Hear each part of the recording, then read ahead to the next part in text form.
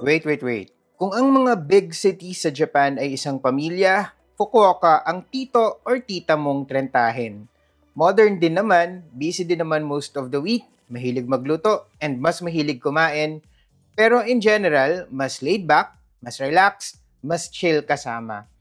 In this video, we'll help you get to know better si tita mo Fukuoka.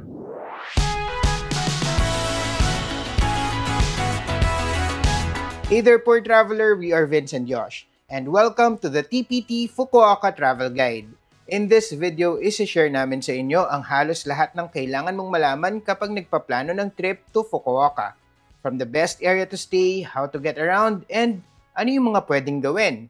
Pero bago yan, if mahilig kang mag-travel, join the Poor Traveler Support Group on Facebook kung saan nagtutulungan ang mga tipiters sa iba't ibang aspeto ng travel. Kung meron kayong questions or kailangan nyo ng travel advice, pwede nyong i-post dito kasi very helpful ang mga members. Just visit facebook.com/groups/thepoortraveler and answer all participation questions to get in. Para sa karamihan, Fukuoka is the ramen capital of the world and ang birthplace ng most revered tonkotsu ramen, na famous for its broth na gawa sa pork bone or buto ng baboy. Sa Fukuoka, tonkotsu is synonymous with Hakata Ramen, named after the city's central ward. Hakata was a city on its own, pero in 1889, nag-merge ito with Fukuoka na yan yung present-day Tenjin to form a bigger prefectural capital. Sa ngayon, ang Hakata and Tenjin are the two wards that make up the city center where most of the action happens. Yung dalawang to ay divided by Nakasu River. Na-retain ng Hakata Station yung pangalan and ito pa rin hanggang ngayon yung Central Railway Station sa Fukuoka. One thing na napansin ko dito sa Fukuoka is kahit na modern naman ito, it moves at a gentle, relaxed pace. This makes Fukuoka an ideal choice para sa mga biyahero na bibisita sa Japan for the first time or para dun sa mga magba-backpack or magbo-multi-city tour around Japan, okay naman ito na first stop.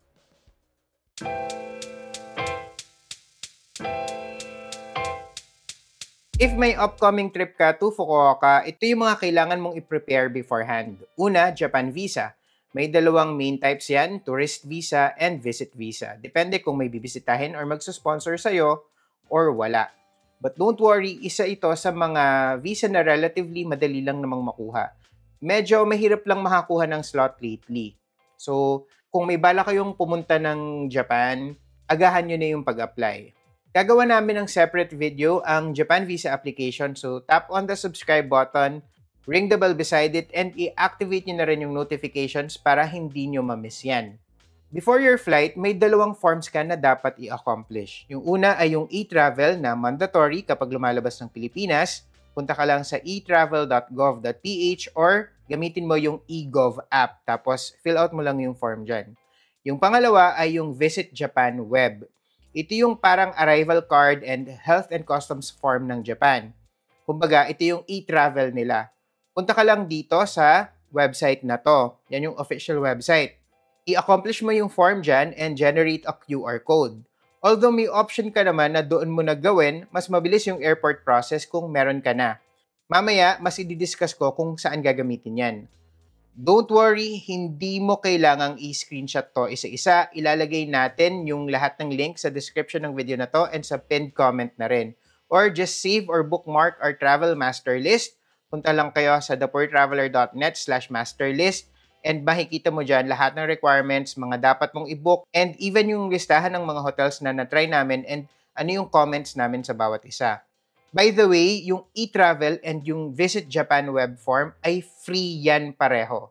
Kung ang website na finifill upan mo ay biglang naningil, scam yan. Libre lang yan dapat. Ang kailangan mong bayaran ay yung Philippine Travel Tax na 1,620 pesos. Pwedeng sa airport mo na yan asikasuhin or pwede rin naman na bayaran mo na online in advance. You also need to decide kung paano ka kukuha ng panggastos mo pag andun ka na. Although yung most na bigger establishments sa Japan ay tumatanggap naman ng credit cards, predominantly cash country pa rin ito. Lalo na sa Fukuoka na ang main attractions ay yung mga yatai or food stalls. Most sa kanila ay cash basis only. Mas madali ang life kung may baon kang cash. Tandaan ang official currency ng Japan ay ang yen. Pwede ka namang magpapalit dito sa Pinas, pero we usually just withdraw from ATM sa Japan na. Most cards ay may transaction fee lang na 110 or 220 yen, depende sa amount na i-withdraw. Malaking bagay din kung meron kang internet, mapa SIM card man yan, eSIM, or pocket Wi-Fi. Sobrang useful niyan, lalo na when using the public transportation sa Japan like trains, buses, and even kahit directions lang kapag naglalakad. Mamaya, i-explain ko rin sa inyo kung paano gumamit ng train and ng bus. And syempre, just in case hingan ka sa immigration, mas okay din to prepare a copy of your return flight ticket and hotel or hostel booking.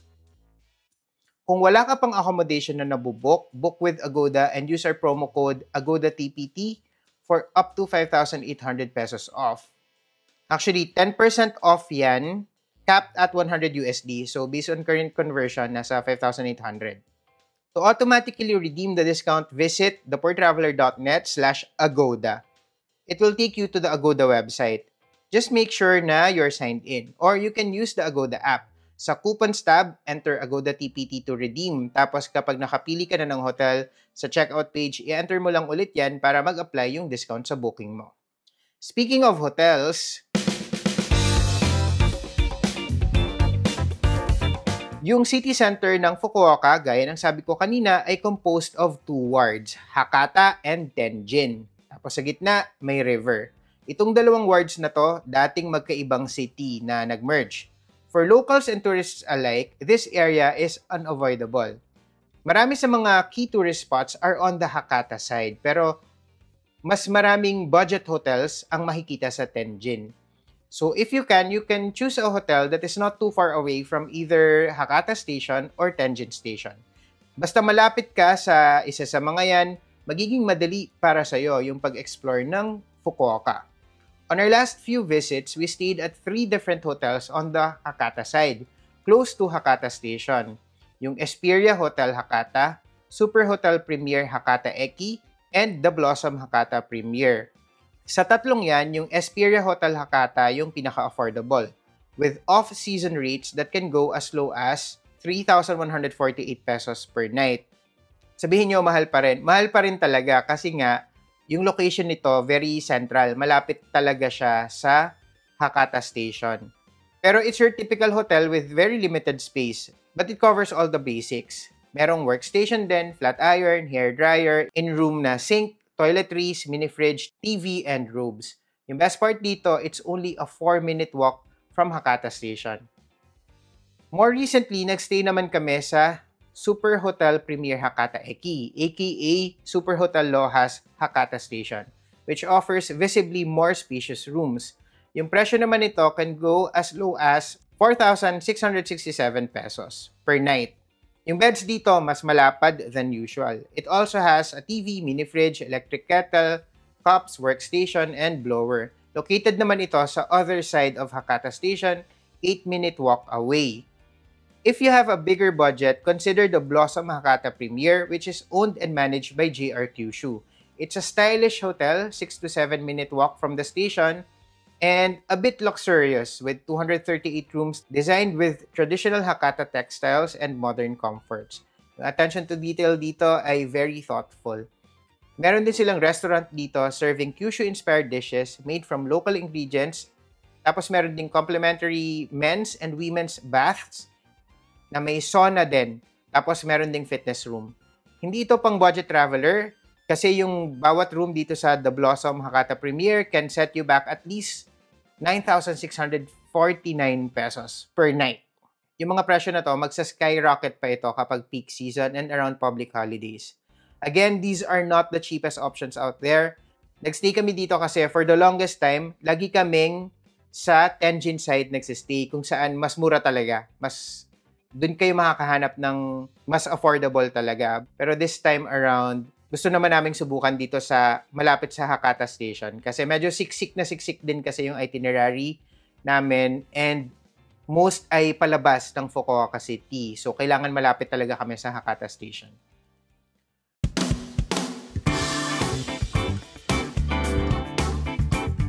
The newly renovated Fukuoka Airport is the primary gateway to Fukuoka City and Kyushu Island in general. Ito yung fourth na pinaka-busy na airport sa Japan next to Haneda, Narita, and Kansai, and is connected to virtually every other airport in Japan. Ang Cebu Pacific, Philippine Airlines, and ANA all fly directly from Manila to Fukuoka. Yung travel time is 3 hours and 50 minutes, around ganon. Mas mabilis yung iba, pero konti lang. But you can also consider other airlines with a layover. Yung pinaka-practical sa mga may layover ay yung mga nagko-connect sa Taipei, offered by China Airlines and EVA Air or EVA Air. You can book a round-trip ticket for as low as 8,000 pesos if you chance upon a promo. Pero mas mumura pa yan kapag bonggang seat sale talaga, yung tipong piso sale. Dahil hindi ito kasing popular ng other cities sa Japan like Osaka and Tokyo, madalas mas madaling makakuha ng promo seats papuntang Fukuoka kasi mas konti rin yung kaagaw mo sa mga tickets. By the way, kung magsa-Cebu Pacific flight kayo, yung schedule nila ay nasa afternoon. So, grab the chance to catch the sunset mula sa eroplano. Ang piliin yung seat ay yung nasa left side kapag nakaharap kayo sa cockpit. Ito yung ABC na seat. Kasi ang ganda ng view ng sunset sa side na yan.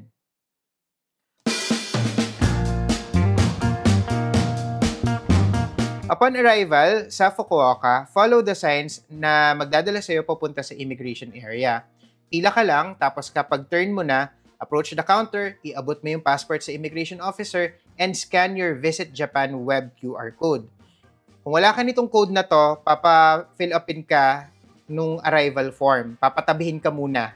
Tapos papa-fill upin ka. So, mas maganda talaga na i-accomplish nyo na to bago pa kayo pumila or bago pa yung trip nyo kasi nagagawa naman siya online. Tapos, i-instruct kayo to face the camera for a photo and i-press yung index fingers nyo dun sa scanner. Yung index fingers lang yung kukuhanan ng fingerprints. Once everything is in order, ibabalik sa iyo ng officer yung passport po na meron ng landing permit. Then, exit and look for the elevator na pababa to the carousel or baggage area. Kunin mo yung luggage mo dyan, tapos kapag pa-exit ka na, isa-scan ulit yung Visit Japan web QR code mo, tapos dala yung bag mo, tatayo ka dun sa gitna ng electronic custom scanner area for another inspection. Usually, mabilis lang to, pero minsan, pwede kang ma-subject to manual inspection, tulad na nangyari sa amin.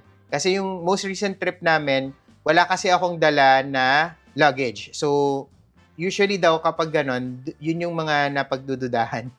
Yung dala ko lang kasi, yung hand carry ko lang na backpack lang na maliit. So, yung isa sa mga officers, inask ako bakit wala akong luggage. Tapos sinagot ko lang na share kasi kami ni Vince ng maleta. Tinuro ko siya. Tapos tinawag din si Vince. Tapos dinala kami sa isang station, tapos may mga tinanong sa amin na kung anek-anek. Yung mga usual lang naman, like gano'ng katagal, ano yung purpose. Tapos, inask kami na buksan yung luggage. Tapos, in-inspect nila manually. Tapos, nung okay na siya, happy naman siya, wala naman siyang nakita, wala naman talaga siya makikita. He thanked us, tapos he let us go na, tapos umexit na kami. Pag-exit mo naman, you'll emerge into the newly renovated arrival hall. And yung unang babati sa'yo is yung malaking signage na papunta sa mga buses. But behind it, may 2 rows of kiosks or counters offering SIM cards, mobile Wi-Fi, and meron ding mga currency exchange. If you prefer na mag-withdraw from an ATM, kapag nakaharap ka dyan sa signage na yan, turn right. Tapos malapit sa dulo, medyo tago, may mahahanap ka na 2 7-bank na ATMs.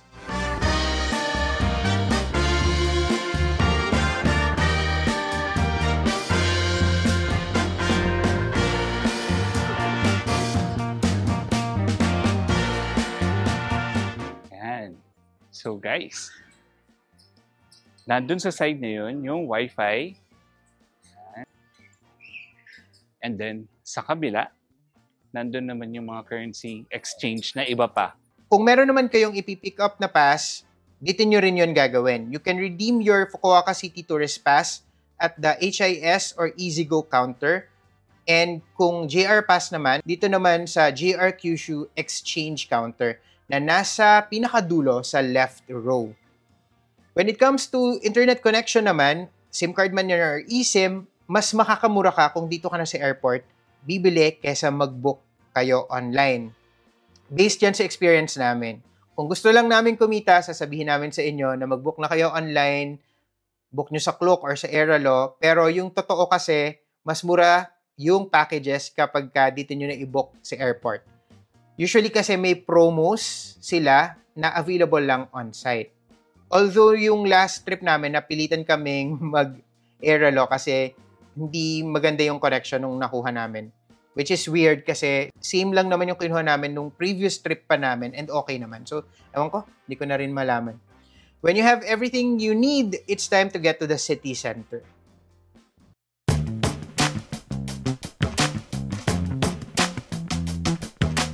Ang maganda dito sa Fukuoka Airport, located siya within the city. So, hindi ka babiyahe ng matagal papunta sa Hakata Station or Tenjin area. Mabilis lang yon. Yung domestic terminal and yung international terminal though ay magkahiwalay. Separate buildings siya, built on either side of the runway.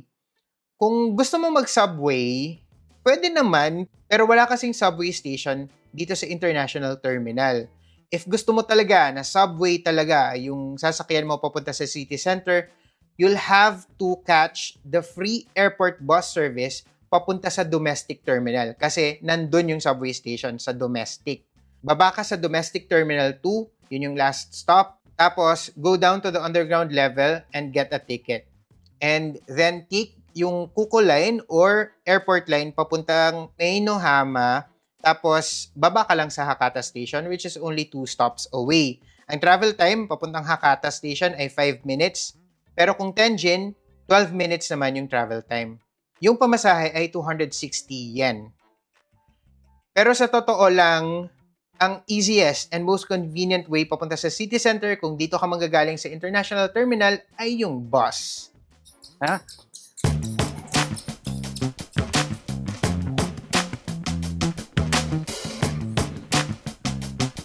At dito naman sa side na to, yung bus tickets. Dito kayo bibili ng mga tickets ninyo papunta sa city center.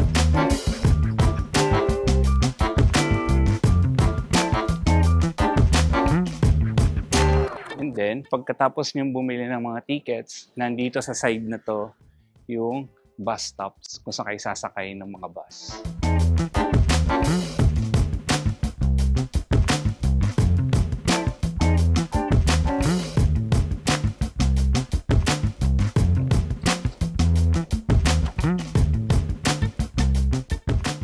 Yan, dito. Yung dulo. May dalawa kang main options kung bus. If papunta ka sa Hakata Station, get a ticket dito. Sa machines na to, ito yung for Nishitetsu bus. Make sure na Nishitetsu machine yung gagamitin mo ha. 310 yen yung pamasahe per person, one way. Tapos proceed ka to gate 6 to 7. Pagkatapos bumili ng ticket, kung papunta kayo ng city center sa Hakata Station, yan, dito sasakay sa number 6 to 7 na stops. Yan.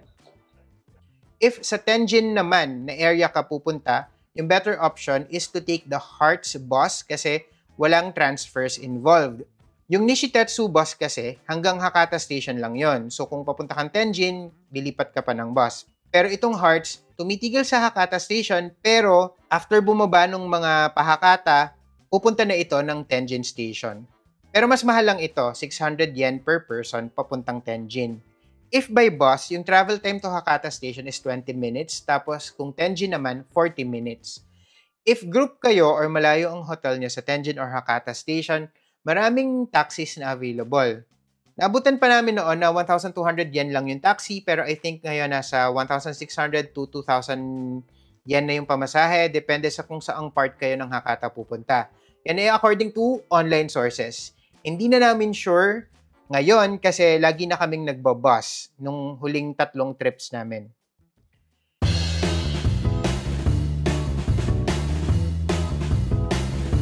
If you're staying within Fukuoka City, tapos sa tingin mo, you'll be taking public transportation multiple times a day, baka mas makatipid ka kung meron kang pass. Isang pwede mong i-consider is itong Fukuoka Tourist City Pass which will enable you unlimited rides on buses, JR trains, Nishitatsu trains, subways, and even municipal ferries around the city. Valid ito for 1 day lang. Yung presyo, 2,500 yen for adults. Meron din itong version na Fukuoka plus Dazaifu. So kung pupunta ka dun sa Dazaifu Shrine, ganyan, okay ito. Ang presyo naman niya is 2,800 yen for adults. Meron ding 1-day subway pass. Kung feeling nyo, subway lang naman yung ititake nyo. Ito, only rides ito sa Fukuoka City subway routes, including yung Meinohama to Fukuoka na airport line, Hashimoto to Hakata line, and Nakasu Kawabata to Kaizuka line. Subway lang ha, hindi kasama yung buses and JR trains. Valid ito for 1 day lang din, sa day of purchase. Dati merong 2-day version to, pero ngayon wala na. Yung presyo is 640 yen for adults. If sa tingin mo naman, hindi mo kailangan ng pass, pero ayaw mo na lang pumila lagi para kumuha ng ticket every time gagamit ka ng public transportation, pwede ka namang gumamit ng Hayaka Ken. Ito yung IC card dito sa Fukuoka. Kapag meron ka nito, ang gagawin mo lang is i-hover mo yung card upon entry, kung subway man yan, train or bus, and okay ka na. Pero kung meron ka naman ng Icoca, Pasmo, or Suica, okay din yan. Gagana rin yan dito sa Fukuoka. For as long as hindi mo siya gagamitin sa interregional journey. Kung within Fukuoka City lang or within much of Kyushu, gagana naman yan. Pero kunyari, gagamitin mo siya from Hakata papuntang Hiroshima, hindi na siya gagana. If yung itinerary mo naman includes Fukuoka and Hiroshima or Yamaguchi, consider the JR Hiroshima-Yamaguchi Area Pass. Ito naman, unlimited access to designated JR trains kasama na yung Shinkansen and bus lines within Hiroshima and Yamaguchi. Kasama din yung Shinkansen ride from Hakata Station papuntang Hiroshima or Yamaguchi and yung ferry ride din to Miyajima. Kung ang trip mo ay 5 days, okay to. This is a good deal. Yung bullet train ride nga from Hakata Station papuntang Hiroshima pa lang, almost 10,000 yen na yun eh. One way pa lang yun ha. Pero itong pass na to, 15,000 yen to. Tapos good for 5 days na. So, it gives you much, much more. Kung ang bibisitahin mo naman ay multiple destinations sa Kyushu Island, kasama na dyan yung Fukuoka City, tapos kunyari, mag-Nagasaki ka rin, or Oita, Yufuin, Beppu, Kumamoto, Saga, Kagoshima, ganyan. Ang kunin mo ay itong JR Kyushu Rail Pass. May 3 types ito. Southern Kyushu Pass, Northern Kyushu Pass, and All Kyushu Rail Pass. Yung dalawa lang dyan, yung Northern Kyushu and All Kyushu, yung covered yung Fukuoka. Yung JR Northern Kyushu Rail Pass, pwede mong gamitin sa pag-iikot-ikot sa mga northern cities and prefectures. Kasama na yung Fukuoka. Tapos yung All Kyushu Rail Pass naman, sa buong island, at least most of the island. Magagamit mo yan for unlimited access to the JR Rail network, north or south man. Tapos both passes na yan, both types, available in 3-day and 5-day versions. Isa sa mga madalas na nakukuha naming tanong, dapat bang bumili ng nationwide na JR Pass? Kung ang bibisitahin mo lang naman ay Fukuoka or Kyushu lang, hindi mo naman kailangan ng nationwide pass. Pag sinabi kasing JR Pass, madalas nationwide pass na yung tinutukoy. Parang yung pangkalahatan na. Hindi mo yun kailangan. Para lang yan sa mga magmimake ng multiple na long distance journeys. At saka mas may mura and mas tamang pass kasi kung within Kyushu lang. So, kailan lang ba wise bumili ng JR Pass na nationwide? Yun nga, kapag multiple cities in Japan and you're staying for at least 7 days, doon mo lang siya masusulit talaga.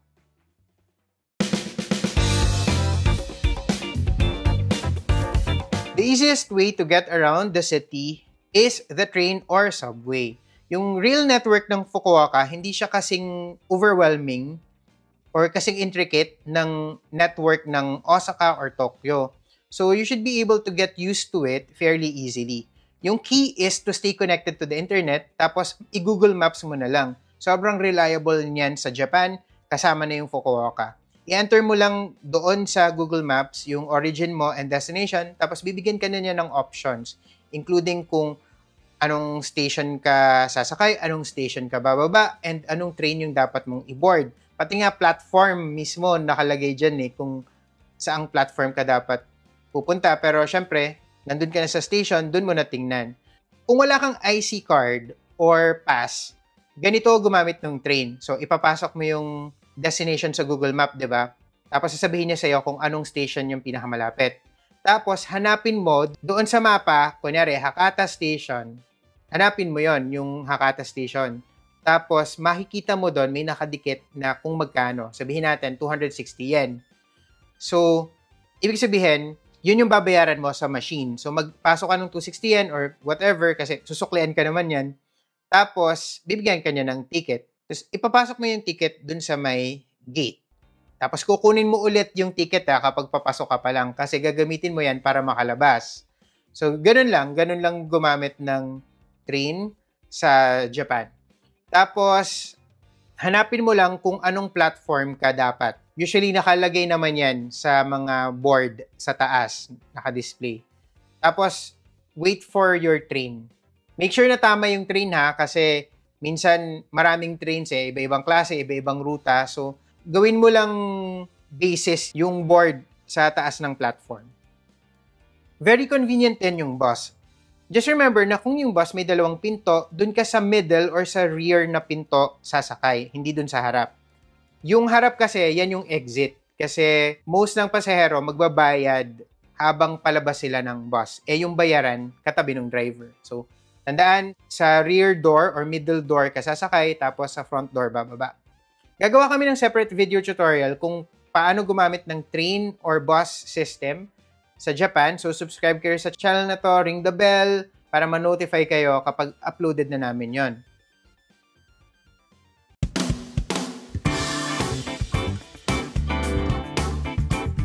Kailan ba yung best time na bumisita sa Fukuoka?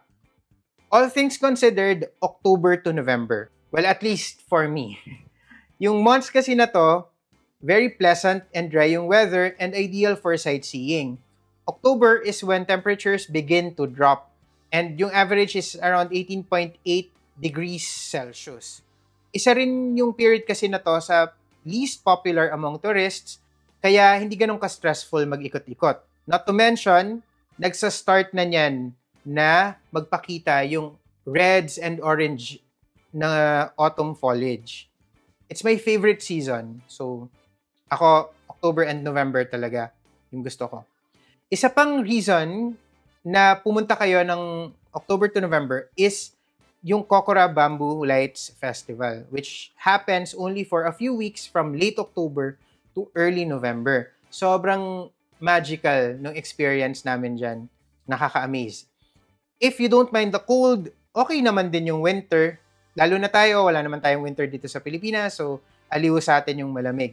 The temperature can plunge to 5.2 degrees Celsius average and hindi mataas yung precipitation levels.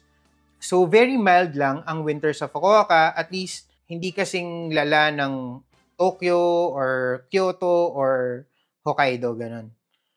Sobrang ganda rin ng Fukuoka kapag Sakura season na late March to early April naman yan. But if you're more interested sa Wisteria Tunnel sa Kitakyushu, the time to visit is late April to early May. Kaya lang, it also coincides with the Golden Week ng Japan.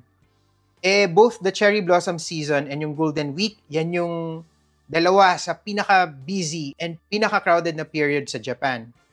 It's also best to avoid the days surrounding Obon, which is Japan's version of Undas. Ginagawa naman yan mid-August. And mainit, humid, and very hectic yung period na yan. So, hindi talaga siya advisable para sa mga foreign tourists. Pero itong tatlo na yan, yung Sakura season, Golden Week, and Obon, yan yung pinaka-crowded and pinakamahal din na period sa Japan. Especially para sa mga turista. If you insist on visiting in the summer, magdala kayo ng portable fan, which will make you more comfortable. Marami namang klase, depende sa budget and preference mo. Itong Ecooli Aero Pro, kayang tumagal up to 14 hours and may 6 levels. So, pwedeng bonggang-bongga yung hangin, pwedeng mild lang. Ito, 1,490 pesos lang. Pero if mas gusto nyo ng mas mura, Pwede na tong Halo fan nila, 490 pesos lang. Check nyo rin ang link sa screen para ma-add to cart nyo dito sa YouTube Shopping.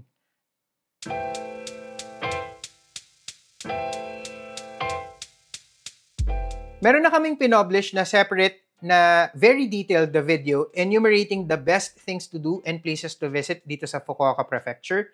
Pero here's a quick rundown.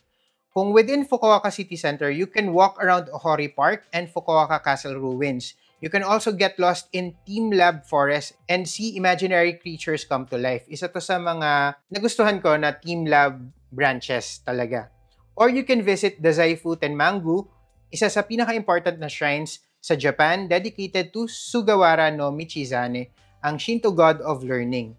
Bawat taon, it attracts millions of students na pumupunta dito para magdasal for good grades and academic success. Dito naman sa Nanzuin Temple sa Sasaguri, makikita mo yung isa sa pinakamalaking bronze reclining Buddha. It measures 41 meters long and 11 meters high, even bigger than the one na nasa Wat Po sa Bangkok. Ito naman ang Kokura, ang Castle District ng Kitakyushu. Yung visit namin, sumakto sa Kokura Castle Bamboo Lights Festival na nabanggit ko kanina. And sinround nila ng bamboo lanterns yung castle. Sobrang nakakatuwa, nakakaaliw, sobrang magical. Ito namang Mojiko Retro, historic European-inspired district sa Kitakyushu din. Para kang nasa steampunk na anime. Tapos, aliw yung obsession nila with bananas. Noong araw daw kasi, dito binabagsak and binibenta yung mga saging na mostly ay inimport mula sa Pilipinas. Tapos in-embrace na nila yung saging fully. Daming banana decorations, banana products, ganun. Interesting din ang Fukutsu City. Ang pinaka-attraction dito ay itong Miyagi Dake Shrine, kung saan mo makikita yung largest Shimenawa or sacred straw rope, yung largest taiko drum, and largest bell sa Japan. Mula dito, makikita mong naka-align itong road na ito sa sunset twice a year. Ang tawag dito ay Path of Light. Nag-collect din kami ng stamps dito sa Chuyazaki, Sengen Old Town, and nag-sushi by the beach. Dito naman sa Itoshima, makikita itong weathered rocks na to, framed by this Torii Gate. Tapos, pwede ka rin mag-tour sa Ichiranomori and see kung paano ginagawa ang sikat na ramen na to. Diretso kain ka na rin. Sa Ukiha naman, makikita mo ang Ukiha Inari Shrine with 91 torii gates and view of the surrounding city and mountains. Katulad lang din ito ng Fushimi Inari Shrine sa Kyoto, minus the crowd. Andito rin ang Yoshi White Walls District na parang frozen in time, kaya white yung mga walls kasi dati nagkaroon ng malalang sunog dito tapos yung mga tao, nag-decide sila to rebuild their houses using plaster which is fire resistant. Kung gusto mo namang magka-baby or praying for safe delivery, punta ka raw dito sa Umihachimangu. Ang dami ring mga dambuhalang puno, yung iba over 2,000 years old na. Sa Asakura naman, pwede kang mag-fruit picking, apples, grapes, persimmons, ganun. May bee farm din and museum. Marami ring sikat na flower parks throughout Fukuoka Prefecture. Depende sa season, pwede kang mamangha sa Wisteria Tunnel, Cosmos Fields, and Cherry Blossoms. And sa Ogori naman, you can visit Nyoirinji Frog Temple, which has a collection of more than 5,000 frog items. Dito naman daw dapat magpunta if meron kang something or someone na gusto mong bumalik sa'yo. Fukuoka is also a great base to explore destinations in other prefectures sa Kyushu.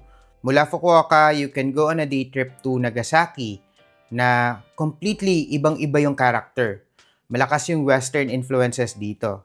Pwede mong bisitahin yung mga churches, Christian museums, and even Haus ten Bosch, one of the largest theme parks in Japan na Dutch-inspired naman. Pwede ka rin sumakay ng very nostalgic na Yufuin no Mori train to Oita Prefecture. Yung destination mo, Yufuin, where you can admire this misty lake and walk around sa mga cute na shops na to. Or go hot spring hopping in Beppu. Sa Oita din yan. Saga naman is where you'll find the stunning Mifuneyama Rakuen and dito rin ginaganap yung annual Saga International Balloon Fiesta.